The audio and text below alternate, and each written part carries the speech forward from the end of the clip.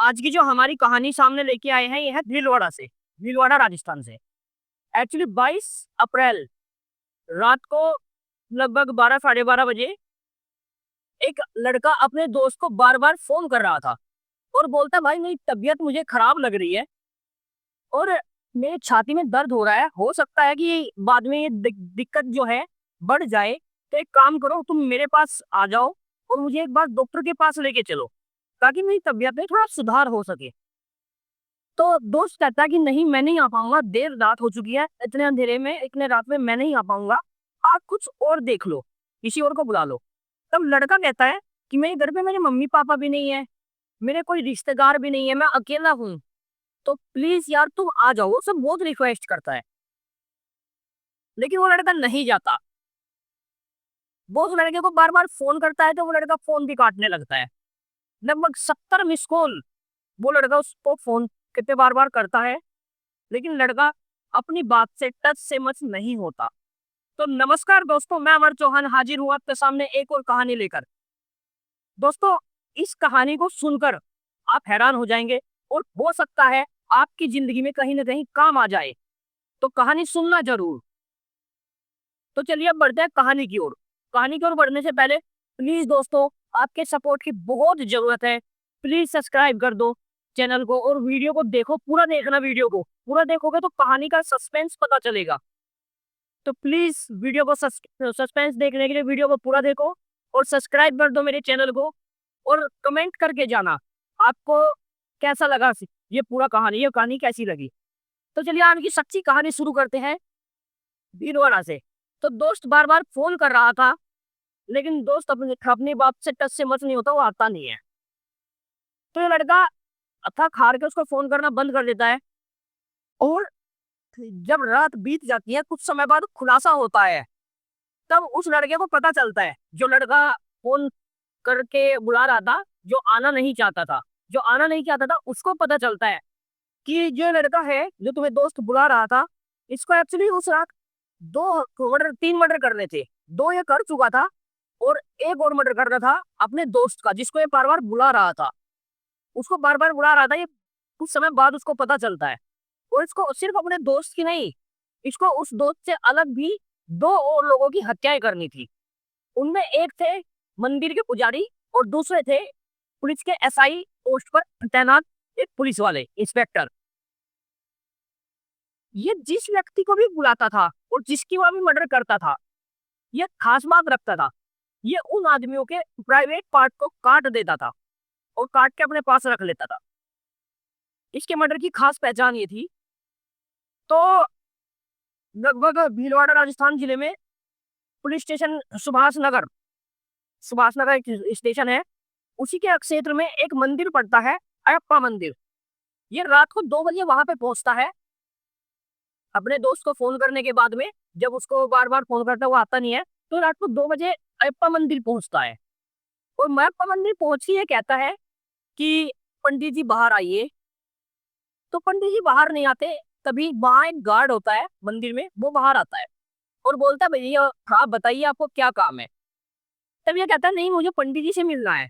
तो वो कहता है देखो 2 पंडित जी हमारे यहाँ मंदिर में है, एक तो शहर से बाहर गए हुए हैं और एक अंदर आराम कर रहे हैं, तो अभी मैं आपको उनसे नहीं मिलवा सकता, आप मुझे बताइए या फिर आप काम कीजिए सुबह आके मिल लीजिए।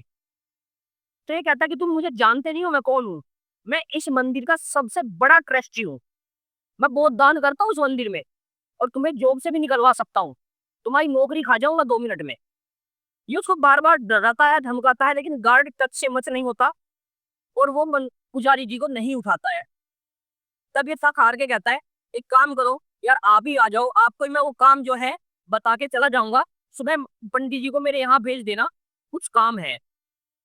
गार्ड क्या है कि गार्ड जो बात कर रहा था अभी तक वो कमरे के अंदर से कर रहा था, लेकिन अब उससे बात काम पूछने के लिए वो कमरे से बाहर निकल के आता है और जैसे ही वो बाहर निकल के आता है ये उसके ऊपर लात घूंसों से हमला कर देता है और लगातार उसको पीटता रहता है। वो चिल्लाता है गार्ड बचाओ बचाओ करके, लेकिन ये छोड़ता नहीं है उसको।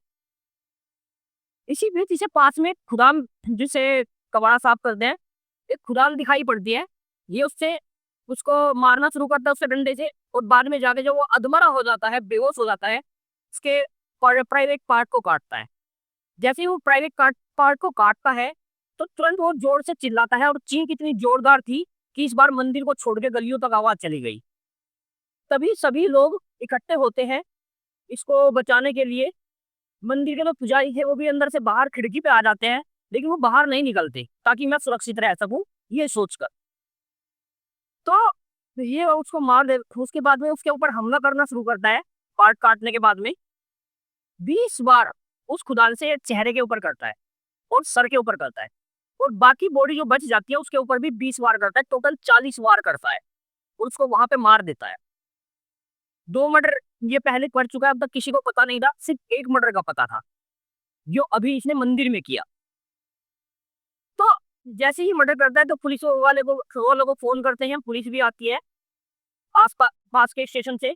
और पुलिस वालों को फोन करने के बाद पुलिस वालों का आने से पहले जो बीच का घटनाक्रम है, ये उसमें ऐसे बैठा रहता है जैसे इसने कुछ किया ही ना हो, इसकी कोई गलती ही ना हो, इसने कुछ नहीं किया, शांति में बैठा रहता है उस लाश के पास में जिसको इसने मारा था अभी। तो उसके बाद में ये पुलिस आती है, इसको गिरफ्तार करती है और थाने में लेके जाती है। थाने में ले जाने के बाद पूछती है कि अच्छा बताओ तुमने ये मर्डर क्यों किया। तब ये बताता है कि मैं इसको मारने नहीं आया था, मैं पंडित जी को मारने आया था। तो पूछते हैं पंडित जी को क्यों मारना चाहते थे। तो ये एक कहानी बताता है कि कुछ दिनों पहले पंडित जी ने मेरे साथ बदतमीजी की थी, और उस बदतमीजी का बदला लेना चाहता था, इसलिए मारना चाहता था। तब इससे पूछताछ होती है और इसके माँ बाप को के बारे में पूछा जाता है। एक्चुअली माँ को इसकी अब नहीं रही थी, लेकिन इसके पिता और इसकी बहन होती है।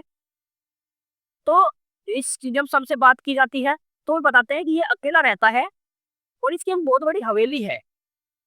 लोकेशन का नाम भी बताते हैं कि उस लोकेशन पे है।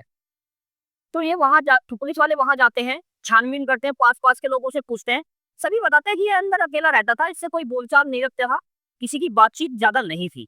अभी तक भी पुलिस इस सस्पेंस में थी कि सिर्फ एक मर्डर हुआ है, जबकि मर्डर 3 हो चुके थे, 2 पहले करके गया था मंदिर में।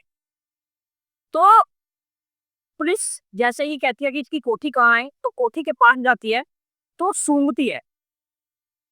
तो सूंघ के उनको एक अजीब सी स्मेल उस कोठी के अंदर से आ रही थी। जब स्मेल आ रही थी तो उनको डाउट हो जाता है कि अंदर कुछ ना कुछ गड़बड़ है। तो आसपास के लोगों को पुलिस इकट्ठा करती है और वीडियोग्राफी शुरू की जाती है, और वीडियोग्राफी करते हुए उस हवेली का ताला तोड़ा जाता है। हवेली का ताला तोड़ने के बाद अंदर जाके पत देखते हैं तो 2 लाशें और पड़ी हुई थी, जो खुद एक इसके दोस्त की थी, बाद में जाके पता चलता है, और एक उसका भी दोस्त था। तब पुलिस जाके स्टेशन में पूछती है कि तुमने क्यों किया ऐसा, क्या वजह रही होगी, उसकी वजह बताओ।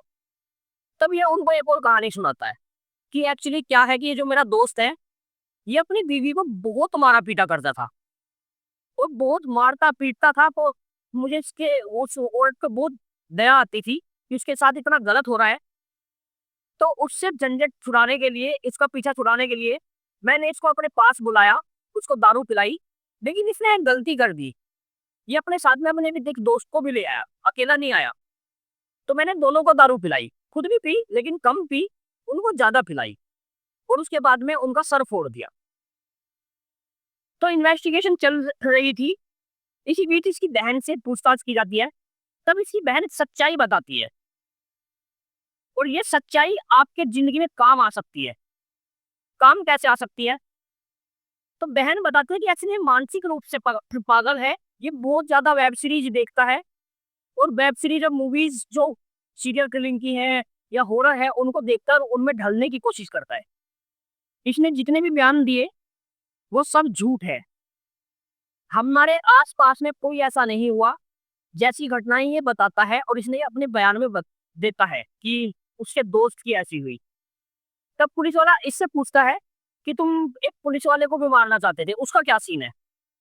तब ये जो लड़का होता है जिसने मर्डर किया था, ये कहता है कि एक्चुअली उसने भी मुझे बहुत दिन पहले मेरी बहन को छेड़ा था, और मैं उसका बदला लेना चाहता था। तब बहन से पूछताछ करती है पुलिस, तो बहन कहती है मेरे साथ कोई बदतमीजी कभी किसी पुलिस वाले ने की ही नहीं, मैं आपको बता चुकी हूँ, वो मानसिक रूप से परेशान है और वो मानसिक रूप से बीमार है और वो अपने आप को सीरियल किलर की तरह देखता है। तो इसलिए उसके ऊपर कोई एक्शन मैं नहीं कहना चाहती अपनी तरफ से। आपको जो कार्रवाई करनी है करिए।